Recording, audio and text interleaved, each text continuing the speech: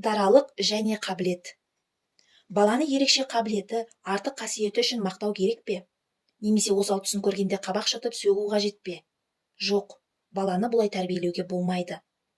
Адамды жеткен жетістігіне қарай емес, мақсатқа жету үшін қаншалықты күш салғанына қарай бағалайды. Мәселен, мүгедек адам 800 метр жүзіп өтсе, бұл аяқ-қолы балғадай спортшының 8 шақырым жүзгенінен артық жетістік. Адамның жетістігі өзгелерді басып озумен емес, өзін жеңуімен өлшенуі керек. Маскүнем жарты жыл бойы ішімдікті татып алмай, өзімен күресіп жүрсе, бұл нағыз жетістік. Ұры адам жаман әдетін тастап адал еңбек етіп жүрсе, бұл ерлікке пара-пар. Әрине, жалпақ жұртқа ішімдіксіз өмір қалыпты құбылыс болып көрінуі мүмкін. Онымен күресуге күш жұмсап та әуре болмайды. Бірақ кешегі маскүнем үшін олай емес. Яғни мұнда адамның бағындырған жетістігі емес, соған жетуге ұмтылысы, талпынысы құрметке лайық. Баланы бағалауда да осы нәрсені ескеру қажет. Мысалы, бір оқушының шет тілін игеру қабілеті нашар делік. Есесіне ол математикаға жүйрік. Әлсіз жағын дамыту үшін көп еңбектеніп, ағылшыннан әрең дегенде 3 алды. Бұл мақтауға тұрарлық. Бірақ математикаға көңіл бөлмей 4 алып қалды. Тапсырма орындауға ерінбесе, оп-оңай 5 алар еді. Ал ата-анасы оған ағылшыннан 3 алғаны үшін ұрысты. Математикадан 4 алып қалғанына көңіл аудармады. Ата-ананың осындай педагогикалық қате әрекетінің кесірінен бала мынадай кесел көзқарасқа ұрынуы мүмкін. Енді ол жеңіл сабаққа дұрыс көңіл бөлмейді. Себебі орташа баға алса да ата-анасы ұрыспайды. Оған қоса өзіне қиын пәнді де меңгеруге тырыспайды. Өйткені қанша тырысқанымен нәтиже шықпай ата-анасынан сөгіс естиді. Бұл көзқарас біртіндеп балаға сіңе береді. Сондықтан баланың жақсы жақтарын көтермелеп, одан сайын көбірек талаптануға жағдай жасаймыз. Ал әлсіз тұстарына қолдау көрсетіп, болмашы жетістік үшінде шын қуанамыз. Осылайша, бала өзінің мықты қабілетіне қуанып, әлсіз қырларына қатты қайғырмауды үйренеді. Сол сияқты, мұғалім оқушыны қарым-қабілетімен дарынына қарай емес, талпынысына қарай бағалауы қажет.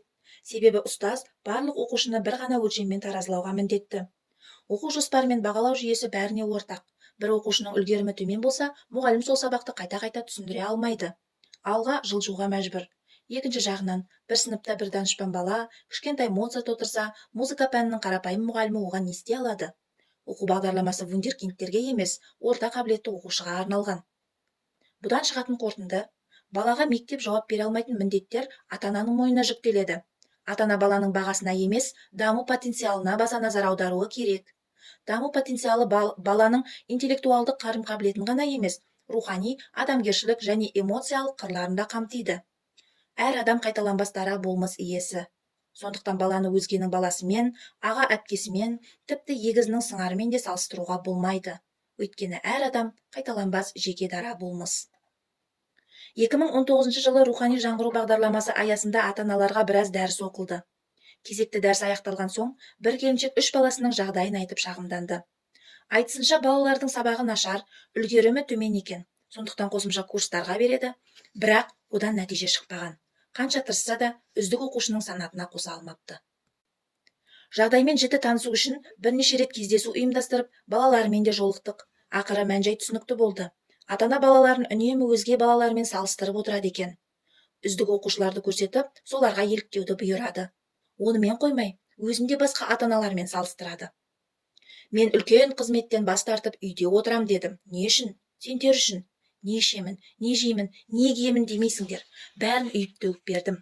Сендермен бірге сабақ оқып, алдарыңда жалпаңдап жүрмін. Осы жақсылықты неге түсінбейсіңдер? Қаншама балалар қараусыз жүр. Олардың ата-анасы мен сияқты көңіл бөле ме екен? Неге оқымайсыңдар? Деп үнемі еңбегін бұлдап, есіне салып тұрады екен. Әрине, бұл көрініс балаларға ұнамайды. Қысым жасалған сайын құлықсыздық күшейген. Біз ата-анадан мұндай қарым-қатынасты өзгертуін сұрадық. Олар қабыл алғандай болды. Бұдан кейін балаларын сынап, мінеу, нұқу, ұрсу сияқты оқытып келді. Енді мүлде бөлек әдіспен келіп көріңіз деп біраз кеңес бердік. Бірақ содан кейін хабарсыз кетті. Келесі жылы 16 желтоқсанда тәуелсіздік күні мейрамымен құттықтап хабарласты. Мен бірден балалардың жағдайын сұрадым. Олар қателіктерінен сабақ алыпты. Баланың интеллектуалдық білімін көтеруге ғана емес, рухани дамуына да көбірек мән берген. Мұндай қарым-қатынас бір жылға жетпей, жақсы нәтиже көрсетіпті. Ата-ана ескеретін тағы 2 маңызды мәселе бар. Біріншісі, баланың қабілеті төмен болса не істеу керек? Әр адамның бір осал тұсы болады. Ересек адам өзінің әлсіз тұстарын жасыра алады. Әлсіз тұсы көрініп қалатын ситуациямен бетпе-бет келуден қашады. Мысалы, дәмді тамақ пісіре алмайтын әйел отырысты үйде ұйымдастырмайды. Шеге қаға алмайтын еркек үйін жұмысшы жалдап жөндеткізеді. Ал оқушыда ондай мүмкіндік жоқ. Есеп-қисапқа икемі болса да, болмаса да емтихан тапсырады. Немесе биологияға бейімің жоқ екен, бұл пәнді оқымай-ақ қойсаң болады деп ешкім еркіне жіберіп қоймайды. Бала көңілі қаламайтын пәнге бас қатырып, тапсырма орындауға мәжбүр. Нәтижесінде үнемі мұғалімнен сөгіс естиді. Қатарластарынан қалып қойған үшін өзін қор сезінеді, өзіне сенімі әлсірейді. Сондықтан мұндай балаға тәжірибелі психологтың көмегі қажет. Немесе ата-ананың өзі қабілеті төмен балалармен жұмыс істеудің тәсілдерін меңгеруі тиіс. Баланы қайткен күнде де қатарыңа ілесуің керек, көштен қалып қоюға болмайды деп қыстағаннан гөрі, балам мұңайма, өмірде бәрін білу міндетті емес, тырысып көрейік, нәтиже шықпаса оны көреміз, негізі сенің қолыңнан көп нәрсе келеді деп үнемі қолдап отыру керек. Екінші, баланың қабілеті керісінше жоғары болса не істеу қажет? Мұндай жағдайда да ата-ана баласымен жеке жұмыс істеуіне тура келеді. Өйткені мектептегі білім орта деңгейлі балаға арналатынын айттық. Қатарластарынан оқ бойы озық тұрған дарынды баланың ары қарай жетілуіне қажеттілік болмайды. Әрине, дарынды балаларға арналған лицейлерге бере салуға болады. Алайда мұндай мекеме баланың интеллектуалдық қырымен ғана жұмыс істейтінін ескерттік. Яғни лицейге берген күннің өзінде ата-ана оның рухани болмысын жетілдірумен жеке айналысуы қажет. Баланың арман мақсатын анықтап, жүзеге асыруына жағдай жасауы керек. Қол жеткізген жетістіктері баланың кеудесін шаттыққа толтырады. Бала өзін бақытты сезінгенде, оның талабы мен мұраты да күшейе береді. Мұратын анықтап, талабын қайраған жасты үлкен өмірдің қиындығы да тоқтата алмайды. Бала өз бетінше еңбектеніп, бір нәтижеге қол жеткізіп жатса, оған көңіл бөлмей, кемшін тұстарын ғана байқап, ескерту айту, сынау, қате ұстаным. Немесе баланың көңілі қаламайтын, қабілеті жетпейтін қырын дамытамын деп, қосымша сабақтар мен үйірмелерді жүктеп қойғаннан пайда жоқ. Ата-ананың ерекшеліктерін қабылдай алуы қажет. Мұның маңызын америкалық педагог Ривз «Аңдар мектебі» деген шағын шығармасында жақсы ашып көрсетеді. Бір заманда ормандағы бүкіл жан-жануар жиналыс жасап, заманға сай мектеп ашыпты.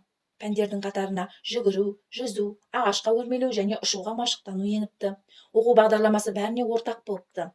Үйрек жүзу мен ұшу сабағынан ылғи үздік бағалып, тіпті мұғалімнен асып түседі. Бірақ жүгіруден үнемі соңында келеді екен. Үйрек жүгіруден өте нашар болғандықтан, сабақтан соң мектепте қалып жүгіруге машықтануға, тіпті жүзу сабағын тастап кетуге тура келеді. Ол бір тыным көрмей, жарғақ табаны әбден күстеніп қалғанша жүгіре береді. Ақыры жүзуден де үлгерімі нашарлап төмен бағалады. Бағдарлама бойынша оқушыға төмен баға қоюға болады. Сондықтан үйректен басқа ешкімді бұл жайт толғандырмады. Қоян жүгіруден алдына жан салмаса да, жүзуден жүйкесі сыр берді. Тиін ағашқа өрмелеуден үздік болды. Ол үшін жоғарыдан төмен қарай құлдилай салу да түк емес еді. Бірақ мұғалім одан ұшуды талап етті. Ол жоғарыға ұшқан сайын салы суға кететін, сіңірлері тартылып, әбден шаршағандықтан өрмелеуден 3, жүгіруден 2 алды. Бүркіт қиқар бала болып шықты, өзіне дұрыс қарауды талап етті. Өрмелеу сабағында ағаштың басына бәрінен бұрын ұшып шықты. Өз әдісін ғана дұрыс көрді. Жыл соңында ептеп жүзетін, жүгірмесе де ирелеңдеп жүретін, әупірімдеп ағашқа өрмелейтін, аздап ұша алатын, қайдағы бір жыланбалық үздік оқушы атанды. Қоштасу кешінде сөз сөйлеу құрметі жыланбалыққа бұйырды. Осылайша оқу жүйесі әбден шатасып, ақырында жабылып тынды. Әрине, баланың қарым-қабілетін байқап, талантын ұштау үшін олар түрлі қосымша курстар мен үйірмелерге баратын кезеңнен өту керек. Сол үшін де бала мектепке барады. Қай пәнге бейім, қандай өнерге қабілетті екенін, өзіне қай кәсіп ұнайтынын, өскенде кім болғысы келетінін мектеп қабырғасында анықтайды. Осылайша бала өзіне анық болған қарым-қабілеті мен талантын пайдаланып, шығармашылықпен айналыса алады. Егер бала жастайынан осыған дағдыланса, болашақта оған көптеген жолдар ашық болады деп сенеміз.